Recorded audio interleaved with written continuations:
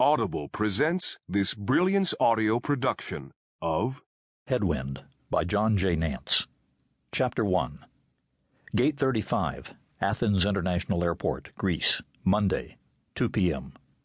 "Captain, I think you better get back here," the chief flight attendant said as she burst into the cockpit.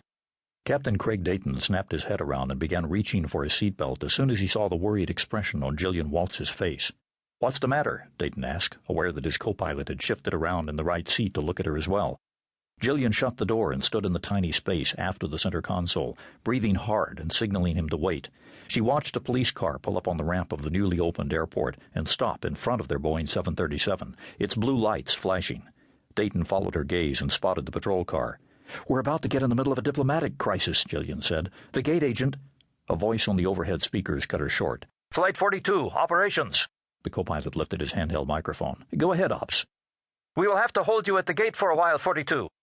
"Why?" the co-pilot asked sharply, noting the arrival of the second police car on the ramp. 42, there is an official order. Wait, please, wait, please." The microphone in the operations office remained on while urgent voices conferred in the background. We will have to remove some of your passengers." Gillian nodded rapidly, her words tumbling out. "Craig, they're here to arrest President Harris." Craig Dayton clasped Gillian's right elbow as he searched her eyes. "Slow down, Gillian, and tell me precisely what you're talking about."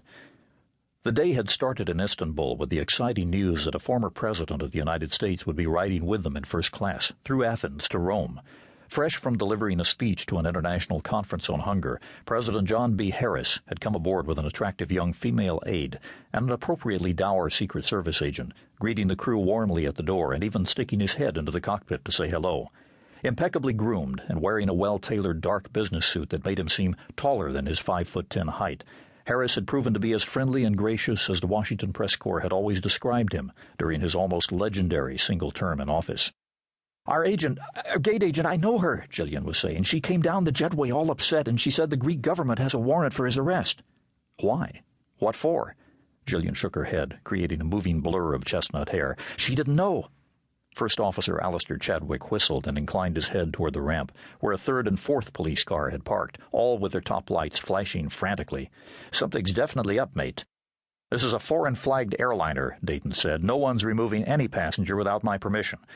He motioned to Gillian to reopen the cockpit door as he moved the captain's seat back on its tracks and prepared to get up, filling the air with the aroma of peanuts as the contents of an open snack pouch scattered on the metal floor. "Damn." "I'll take care of that," Gillian said. The co-pilot caught his arm. "Craig, you remember I'm a solicitor in my other life in England, right?" "Yes, I know," Craig said, his eyes on Gillian as she stepped out. "A little free legal advice, okay?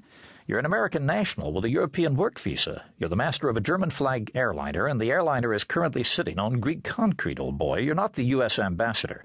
They could arrest you for getting in the way." The captain shook his head impatiently. "This is Greece, Alistair. They've been civilized for at least a few years now, about 2,000 or 3,000, in fact. Craig—" Chadwick tightened his grip on the captain's arm, and Dayton responded with irritation. "What?" "Be careful, okay? I know he's your president, but you can't protect him." "No?" There was a flurry of movement as Craig Dayton resumed the process of hauling himself out of the seat. "Just watch me."